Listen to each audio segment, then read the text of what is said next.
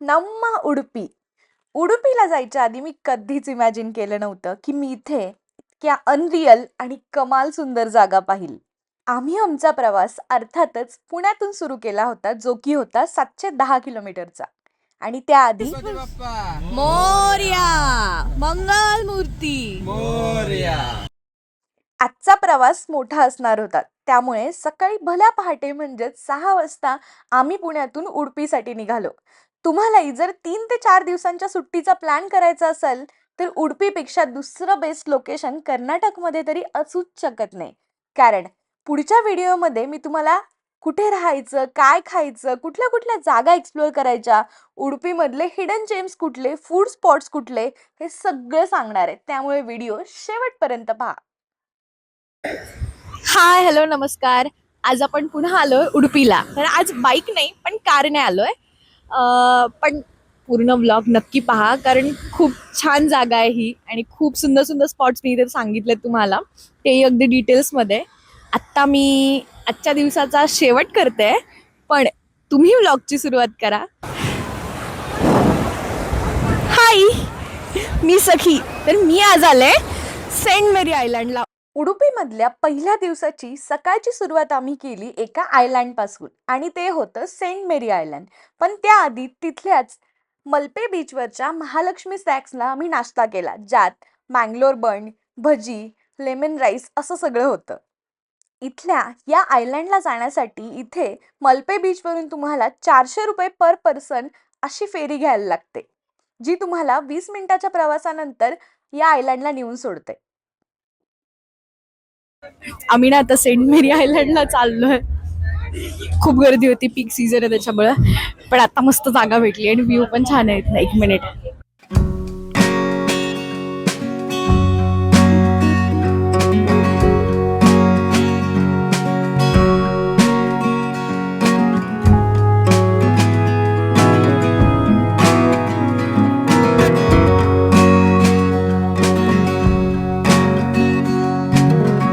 We are on the saint Mary island.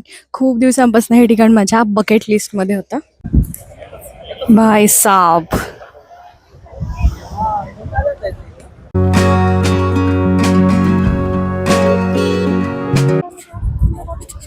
भाई साब, काय view आहे इथनं. आम्ही आता सेंट मेरी आयलँडला आलोय. मल्पे बीचवरनं तुम्हाला इथे यायला बोट मिळेल, पण इतका भारी व्ह्यू आहे इथनं, खरंच वर्थ आहे. 400 पर पर्सन असं चार्जेस आहेत बोटचे. तिथे मल्पे बीचला तुम्हाला आधी तिकीट काढायला लागेल आणि मग तिथनं बोटने तुम्ही इथे येऊ शकता. साधारण 20 मिनिटं लागतात बोटने यायला आणि तुम्हाला 1 तास इथे मिळतो. 1 तासात तुम्ही हे अख्खं आयलँड एक्सप्लोअर करू शकता. फार मोठं नाही आहे, पण खरंच वर्थ आहे आणि पाहण्यासारखं आहे. म्हणजे माझ्यासाठी ते उडुपीमधलं हे बकेट लिस्ट मधलं लोकेशन होतं, जे मला यावर्षी पाहायचंच होतं. काय पाहिजे अजून आयुष्यात. तसं हे उडुपीमधलं ना फार फेमस लोकेशन आहे, पण त्या मनाने गर्दी जास्त नसते, कारण बोटने तुम्ही येता आणि 1 तासच तुम्हाला इथे थांबू देतात. आत्ता आम्ही पीक सीझनला आलोय, त्यामुळे प्रचंड गर्दी आहे. त्यामुळे मला वेटिंगला थांबायला लागलं. जवळपास अर्धा पाऊण तास आम्ही वेटिंगला होतो.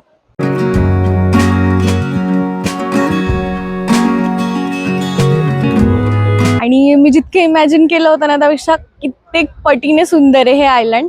आणि स्पेशली हे जे काही स्ट्रक्चर आहे ना, हे दगडांचं, ते मला खूप आवडतं. मी दाखवेलच ब्लॉगमध्ये, पण खूप सुंदर आहे. म्हणजे याल तर नक्की इथं या. बोटसाठी थोडा वेळ तुम्हाला वाट पाहायला लागेल, पीक सीझन असेल तर. इतर वेळेस नाही पाहायला लागेल. आम्हाला 1 तासभर थांबायला लागलं. 400 पर पर्सन चार्जेस आहेत, पण खरंच वर्थ आहे. म्हणजे हे नाही पाहिलं तर काय पाहिलं उडुपी. आयलँड असल्यामुळे मला असं वाटलेलं इथे खाण्यापिण्याची काहीच व्यवस्था नसेल, पण तसं नसून इथे छोटे छोटे स्टॉल्स तुम्हाला खाण्या आणि पिण्याची व्यवस्था करून देतात. आता एक छोटीशी टिप देऊ, कोणाला सांगणार नसाल तर. इथे फक्त 1च तास थांबता येतं असं हे बोटवाले तुम्हाला सांगतात, पण त्याच्यापेक्षा अधिक वेळही तुम्ही इथे स्पेंड करू शकता, कारण पीक सीझनला तरी बोट सारख्या ये जा करत असतात. त्यामुळे कुठल्याही बोटमध्ये तुम्ही रिटर्नचा प्रवास करू शकता, सेम तिकिटावर.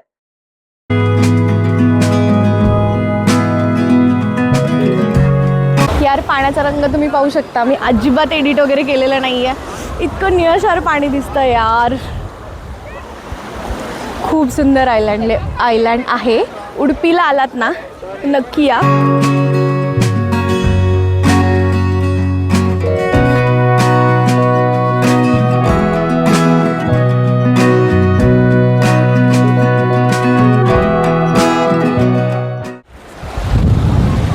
कसलं भारी आहे.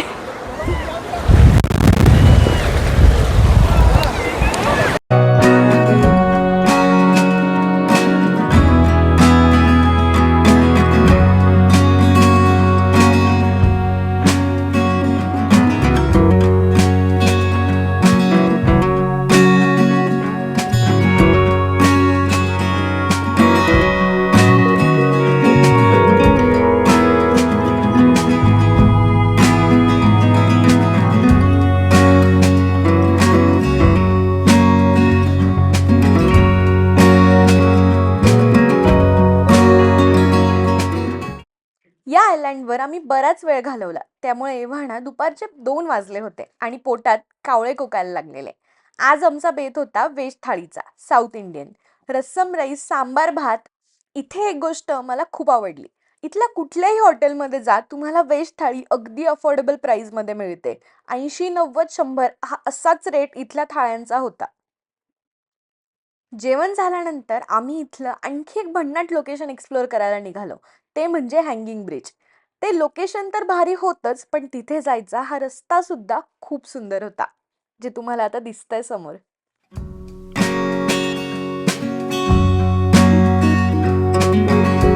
सो आम्ही आता हँगिंग ब्रिजच्या तिथे आलो आहे उडुपीमध्ये. पण आमचं बॅड लक आहे की तो मेंटेनन्ससाठी बंद आहे अजून 7 दिवस. आम्ही तर नाही जाऊ शकलो, पण तुम्ही नक्की जा, कारण खूप छान लोकेशन आहे. आणि आतमध्ये जो येतो ना हायवे सोडल्यावर तो रस्ता, तो पण खूप छान आहे. आत्ता बंद असल्यामुळे आम्हाला नाही जाता येते, बट मी बाहेरनं तुम्हाला हँगिंग ब्रिज दाखवू शकते. ब्रिज बंद आहे, पण इथे ना कायाकिंग आणि बोटिंग चालू आहे, त्यामुळे तो एक ऑप्शन आहे. पण तुम्ही ब्रिज आणि कायाकिंग, बोटिंग सगळ्या गोष्टी इथे करू शकता. आय थिंक इथनं सनसेटसुद्धा कमाल दिसेल. आम्ही आत्ता इथे सनसेटला थांबणार नाही, आम्ही कापू बीचला जाणार आहे किंवा मट्टू बीचला जाणार आहे, बट भारी दिसेल इथनं सन.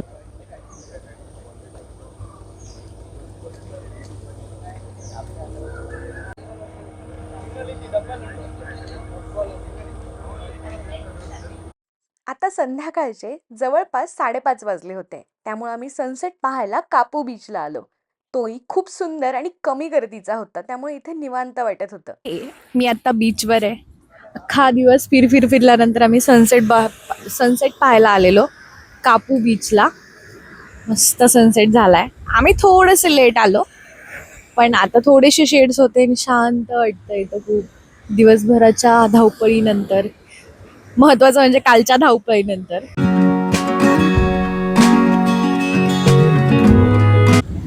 ओके, समोरचा व्ह्यू दिसतोय, थोडा ब्लर दिसत असेल आता, कारण आता सनसेट होऊन गेलाय आणि अंधार पडायला लागलाय. ते पण इकडे फिश वगैरे द्या.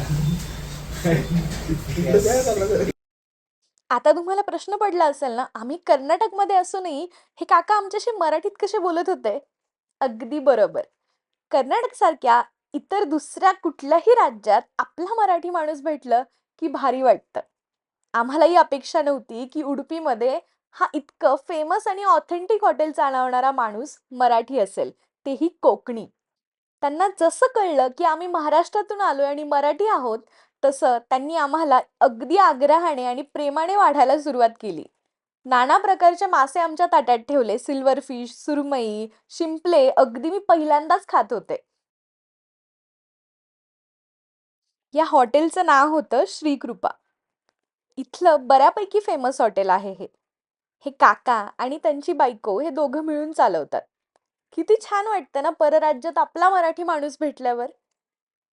अगदीच तसाच आनंद त्यांच्याही चेहऱ्यावर दिसत होता.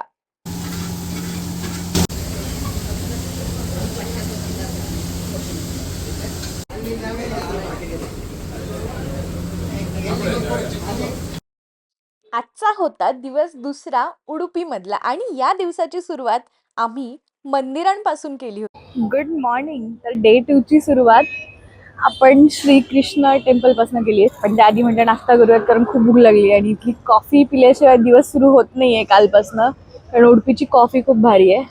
पण सध्या पीक सीझन असल्यामुळं भयंकर गर्दी आहे इथे.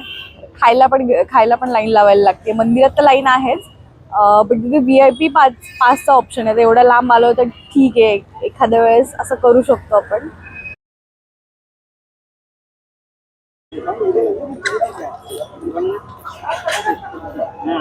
जर तुम्हाला गर्दीत थांबायचं नसेल ना, तर मित्र समाज शेजारी हे आणखी एक हॉटेल आहे, हॉटेल अनुराधा. ह्याची पण टेस्ट छान आहे. मंदिराची मागची बाजू आहे ही, ॲक्च्युली मंदिराची मागची बाजू आहे, पण आत्ता खूप गर्दी असल्यामुळं आम्ही पहिल्यांदा म्हटलं की ह्या बाजूने पाहून घेऊयात VIP पासचा वगैरे काय ऑप्शन आहे. कारण समोर जिथनं एंट्रन्स आहे ना मंदिराचा, त्याच्या बाहेर जवळपास 1 किलोमीटरपर्यंत लाईन आहे. मग इथे काही आहे आत्ता फेस्टिवल वगैरे, खूप जास्त गर्दी.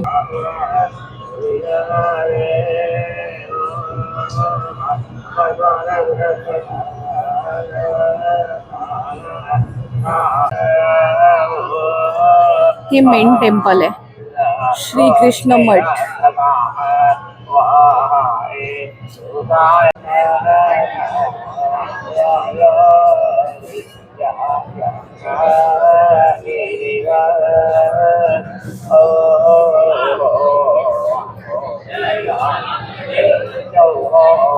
जर तुम्ही ह्या ठिकाणी येत असाल ना श्रीकृष्ण मठमध्ये, तर एक गोष्ट लक्षात ठेवा, इथे कंपल्सरी आपल्या ट्रेडिशनल अटायरमध्येच यायला लागतं. एक तर तुम्ही साडी घालू शकता आणि पुरुष जे आहेत त्यांना लुंगी घालायला लागते. जसं गोकर्ण आणि महाबळेश्वरमध्ये पण सेम पद्धत आहे, सेम तसंच इथे आहे.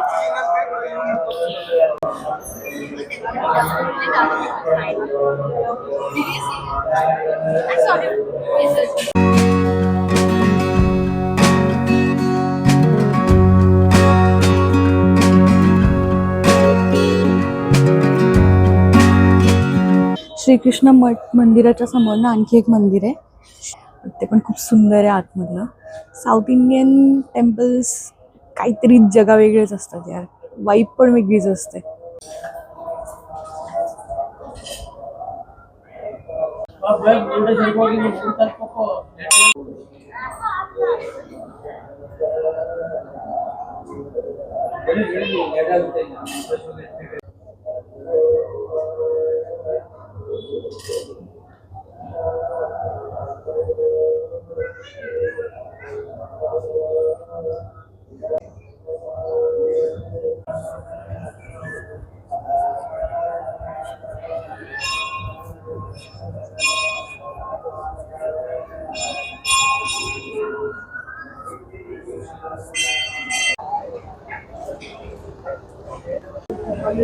हे मित्र समाजच्या समोर एक आणखी एक मंदिर आहे,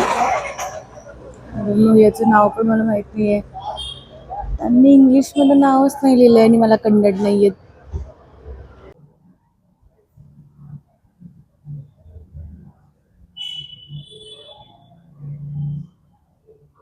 हे मित्र समाज आहे, इथलं खूप छान आणि खूप फेमस हॉटेल आहे. इथल्या बऱ्याच गोष्टी खूप भारी, मी ज्या टाकेल आता पुढे व्हिडिओमध्ये, नक्की ट्राय करा, स्पेशली केसरी भात.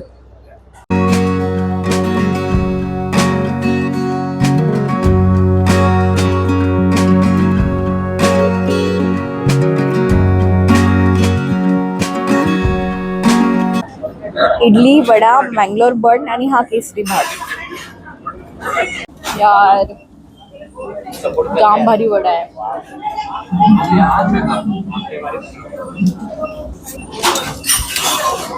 मसाला डोसा.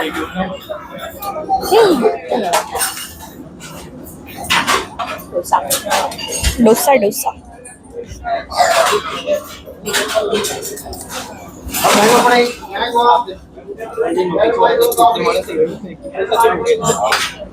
रवा डोसा भारी वाटतो.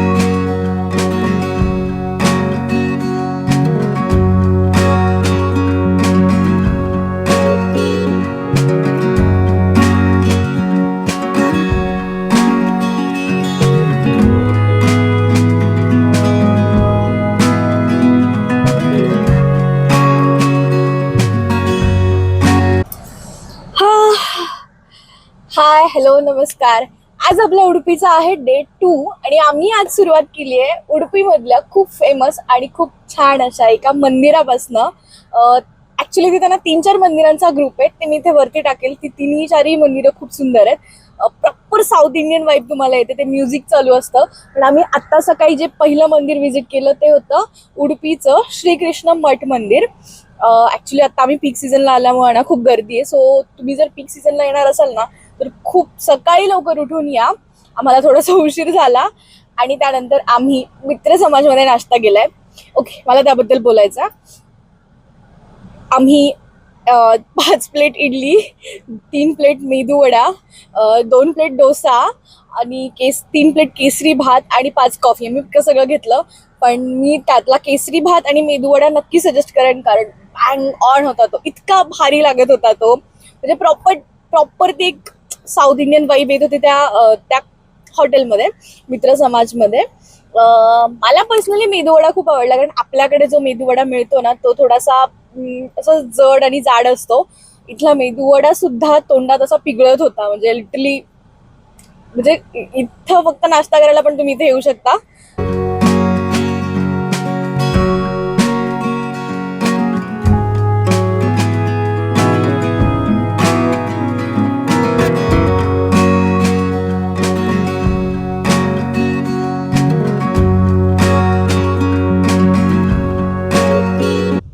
आम्ही आता ना उडुपीमधल्या मट्टू बीचला आलोय.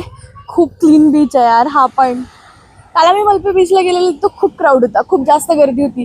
पण हा बीच खरंच खूप कमी लोक आहेत तिथं, त्यामुळं छान वाटतंय. काय बोलते मी, छान बीच आहे यार. मोस्टली ना मी इथे जेवढे पण बीच पाहिलेत ना सिटीच्या खूप जवळ आहेत, पण खूप क्लीन आहेत. तेवढी रश सगळ्या बीचवर नाही आहे. फक्त मलपे बीचला तुम्हाला गर्दी दिसेल. ऑब्वियस रिझन्स, इथे कायाकिंग वगैरे असे वॉटर स्पोर्ट्स होतात. पण ह्या बीचवर अजिबात गर्दी नाही आहे आणि खूप क्लीन वॉटर आहे आणि व्हाईट सँड बीच आहे.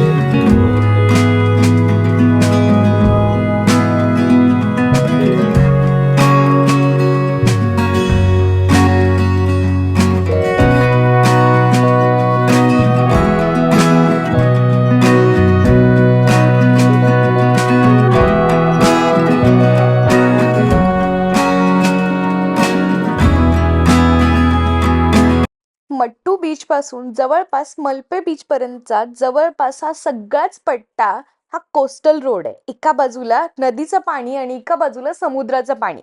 हा रस्ता पाहून ना मला आपल्या देवबागची आठवण झाली. शेवटी कोकण कोकण आहे ना.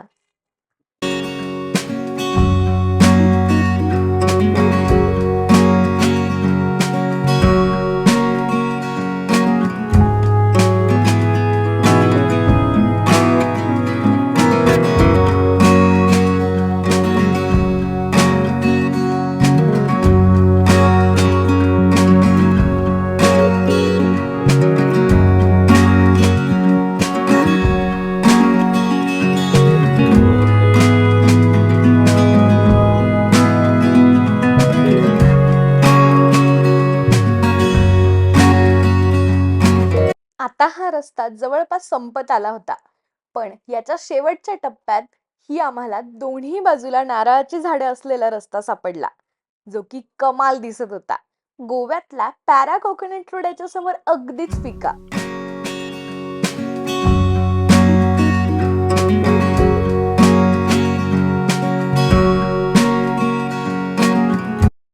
आणि हे आमचं उडुपीतलं ह्या वेळेसचं शेवटचं लोकेशन होतं. नेहमी काहीतरी मागे सोडलं की पुन्हा यायला कारण भेटतं. आणि आता आम्ही पुढच्या प्रवासाला सुरुवात केली होती, तो म्हणजे गोकर्ण, मुरुडेश्वर आणि शेवटचं म्हणजे आपलं कोकण. ते तुम्ही पुढच्या व्हिडिओमध्ये पाहालच. तोपर्यंत राम राम.